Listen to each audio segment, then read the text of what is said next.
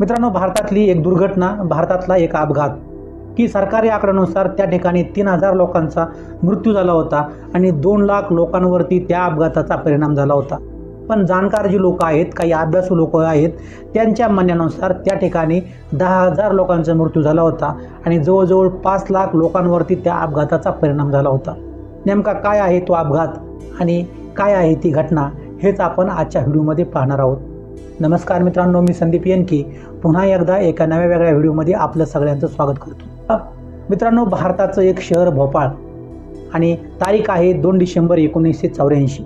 2 डिसेंबरची रात्री 12ची वेळ आणि 12च्या नंतर भोपाळ शहर जे आहे त्या शहरामधला मंजर असा आहे, त्या ठिकाणचा परिस्थिती अशी आहे की भोपाळ शहराचे रेल्वे स्टेशन आहे, रेल्वे स्टेशनवरती डेड बॉड्या पडलेल्या आहेत। त्याचबरोबर रस्त्याच्या कडेला, रस्त्यावरती, सरकारी दवाखान्यांमध्ये आजूबाजूला त्या ठिकाणी तुम्हाला फक्त डेड बॉड्या दिसतील अशी काही परिस्थिती आहे।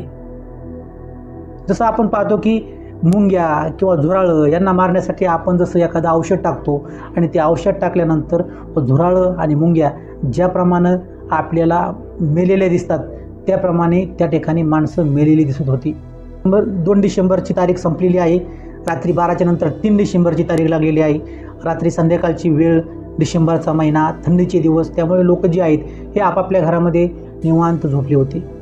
आणि असंही त्या काळामध्ये काही मोबाईल नव्हते किंवा अजून दुसरा कुठला असा मीडिया लोकांसमोर नव्हता की जेणेकरून लोक जास्त काळ जागी असतील। आज जर पाहिलं आपण तर आपल्याकडं जवळजवळ 12-1 पर्यंत लोक जागी असतात, पण 1984चा काळ तो काळ असा होता की लोक संध्याकाळी 9-10 वाजता सामसूम व्हायची। सगळ्यात महत्त्वाची गोष्ट म्हणजे अशी की त्या ठिकाणी दवाखान्यामध्ये जी लोक जायची तर त्याच्यावरती उपचार करण्यासाठी डॉक्टरांकडेही औषध नव्हतं। डॉक्टरांनाही समजत नव्हतं नेमकं लोकांना झालं आहे काय। लोक फक्त खोकायचे आणि लोक खोकले की त्या ठिकाणी ती चक्कर येऊन पडायचे आणि मृत्युमुखी पडायची। अशी काय सगळी त्या ठिकाणची भयानक परिस्थिती। मित्रांनो, ही सगळी जी घटना घडली आहे ती घटना घडली एका कंपनीच्या दुर्घटनेमुळं आणि त्या कंपनीचं नाव आहे युनियन कार्बाइड। आता युनियन कार्बाइड ही जी कंपनी आहे ही एक अमेरिकन कंपनी, म्हणजे अमेरिकन कंपनी, परंतु त्याचा जो पार्टनरशिप होती ही भारतातल्या एका व्यक्तीची पार्टनरशिप होती। ही कंपनी 1969ला ज्यावेळेस भोपाळमध्ये स्थापन झाली त्यावेळेस सुरक्षेचे जेवढे नियम आहेत ते सगळे नियम पाळण्यात आले। सेफ्टीचे जे नियम आहेत त्या सगळ्या नियमांचं पालन करण्यात आलं। पण जशी जशी ही गोष्ट नियमित झाली किंवा रेग्युलर झाली तसे मग सेफ्टीचे नियम जे आहेत हे त्याच्याकडे दुर्लक्ष करण्यात आलं। मग आता रोजचीच गोष्ट आहे आणि आता किती दिवस झालं कंपनी होऊन, आतापर्यंत काही झालं नाही अशी एक धारणा लोकांची झाली आणि मग आतापर्यंत काय झालं नाही, मग आता काय होणार आहे अशा भावनेमधनं लोक वागायला लागले आणि अशाच प्रकारच्या दुर्लक्ष केल्यामुळे त्या ठिकाणी तो अपघात झालेला आहे। ही जी कंपनी होती ही कंपनी किडे मकोडे मारण्यासाठी जे औषध बनवायची त्या औषधाची कंपनी होती आणि कीटकनाशके मारण्यासाठी जे औषध बनवलं जातं ते बनवण्यासाठी भयानक प्रकारचे केमिकल वापरण्यात येतात। मग ही जी कंपनी होती या कंपनीमध्ये अशाच एक प्रकारचं केमिकल वापरण्यात येत होतं आणि ते केमिकल म्हणजे MIC, मिथाईल आयसोसायनाईड। आता मिथाईल आयसोसायनाईड हे जे केमिकल आहे ते केमिकल मोठ्या प्रमाणावर या कंपनीमध्ये वापरलं जायचं। हे जे MIC केमिकल आहे या MIC केमिकलच्या संपर्कात जर पाणी आलं तर खूप मोठी रिॲक्शन होते आणि खूप मोठी रिॲक्शन झाल्यानंतर त्या ठिकाणी ते जे केमिकल आहे ते केमिकल ज्या ठिकाणी साठवण्यात आले ते टँकही उडू शकते, कारण इतक्या भयानक प्रकारचे रिॲक्शन त्या पाण्यामुळे होते आणि त्या रात्रीही असं झालं होतं। जी कंपनी आहे युनियन कार्बाइड, या युनियन कार्बाइडमध्ये एक टँक होती, त्या टँकचा नंबर आहे 610।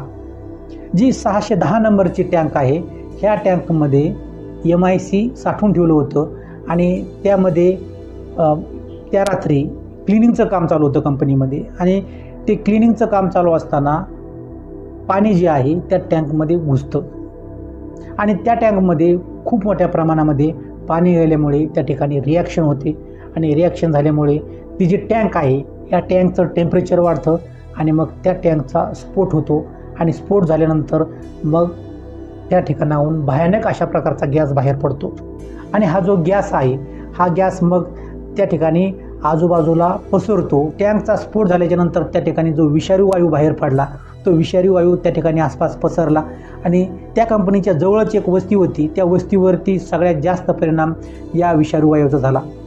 आणि दुर्दैव असं होतं की त्या रात्री वाऱ्याची जी दिशा होती तीही नेमकी शहराच्या साईडने होती. म्हणजे एका प्रकारे असं म्हणता येईल की दुर्दैवच, कारण त्या ठिकाणी वाऱ्याची दिशा ही दुसऱ्या साईडने असती तर परिणाम कमी झाला असता.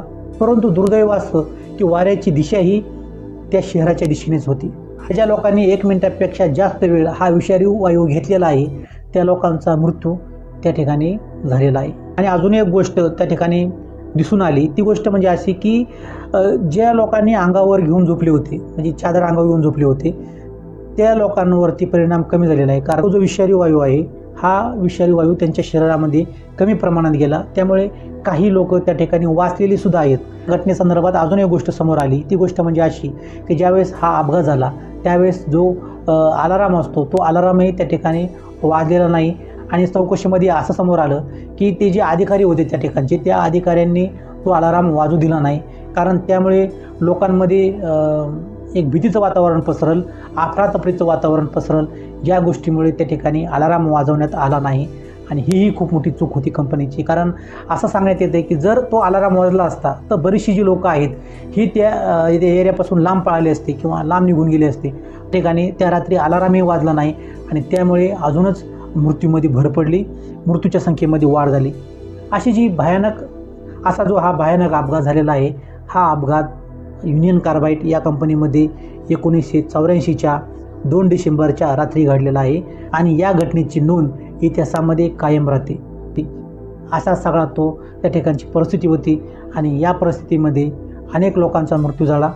सरकारी आकड्यानुसार 3000 लोकांचा मृत्यू या अपघातामध्ये झाला आणि 2 लाखाहून अधिक लोकांवरती या गोष्टीचा परिणाम झाला, या अपघाताचा परिणाम झाला.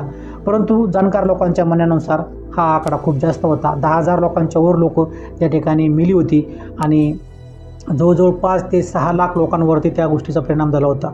आजही भोपाळमध्ये जे मुलं जन्मतात, हे मुलं अपंग जन्मतात, काहींना पाय नसतो, काहींना डोळे नसतात.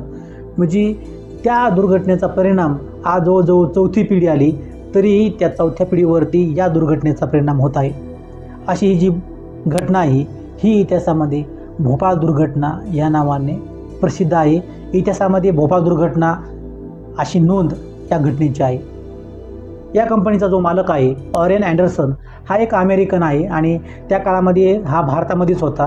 तर मग त्याच्यावरही कारवाई झाली, त्याला पोलिसांनी पकडलं, पण ती कारवाई अशी काही खास नव्हती, कारण 2 दिवसानंतरच त्याला सोडण्यात आलं. आणि मग 7 डिसेंबरला हा जो ऑरेन अँडरसन आहे हा अमेरिकेमध्ये जातो आणि पुन्हा तो भारतात परत कधीच येत नाही. 2014 साली त्याचा मृत्यू होतो. ही बातमी मात्र भारतात येते आणि ही जी दुर्घटना आहे या दुर्घटनेमधील जी लोक आहेत त्या लोकांना मग कंपनी जी आहे हे 715 करोड रुपये देण्याचं जाहीर करते. हे जे 715 करोड रुपये जे आहेत हे त्या ठिकाणी अपघातामध्ये मृत्यू पावलेल्या लोकांना, त्याचबरोबर त्या अपघातामध्ये सापडलेले परंतु वाचलेल्या लोकांना ती रक्कम वाटण्यात आली. परंतु या ठिकाणी एक हास्यास्पद गोष्ट आहे, ती म्हणजे अशी की जे 715 करोड रुपये होते, हे जे 715 करोड रुपये आहेत या लोकांच्या वाट्याला किती आले असतील तर 12,400 रुपये हे प्रत्येकाच्या वाट्याला आले होते. आणि त्या काळामध्ये ही एक हसण्यासारखी गोष्ट झाली होती की एका माणसाच्या मृत्यूची किंमत ही 12,400 रुपये झाली होती. त्यावेळेस अनेक न्यूजपेपरने सुद्धा ही बातमी छापली होती की एका व्यक्तीच्या मृत्यूची किंमत ही 12,400, अशा प्रकारच्या बातम्याही त्यावेळेस छापल्या होत्या. मित्रांनो, ही जी घटना आहे या घटनेनंतर भारत सरकारने अनेक नियम कडक केले. MIDC संदर्भात, कंपन्यांसंदर्भात अनेक नियम कडक केले. परंतु ज्या लोकांचा जीव गेला तो जीव परत कधीच येऊ शकत नाही. या घटनेचे जे दुष्परिणाम आहेत त्याचे परिणाम आजही आपली पिढी सोसत आहे. मित्रांनो, आजची जी कहाणी आहे ही कहाणी जर खरंच तुम्ही बारकाईनं अभ्यासली, बारकाईनं तुम्ही जर वाचली तर तुमच्या अंगावर काटा येतो. खरंच एकदम अशी भयानक अशी कहाणी आहे. कारण त्या काळामध्ये परिस्थिती काय असेल, कसा मृत्यूचा सडा पडला असेल, कसे डेड बॉड्या रस्त्यावरती पडल्या असतील, रेल्वे स्टेशनवर पडल्या असतील, ही फक्त कल्पना करूनच अंगावरती शहारा येतो. मित्रांनो, आजची जी कहाणी आहे ही कहाणी तुम्हाला कशी वाटली कमेंटमध्ये नक्की कळवा. पुन्हा भेटूया आपण अशाच एका नव्या व्हिडिओमध्ये. तोपर्यंत स्वतःची काळजी घ्या, आनंदात राहा, खुश राहा. धन्यवाद.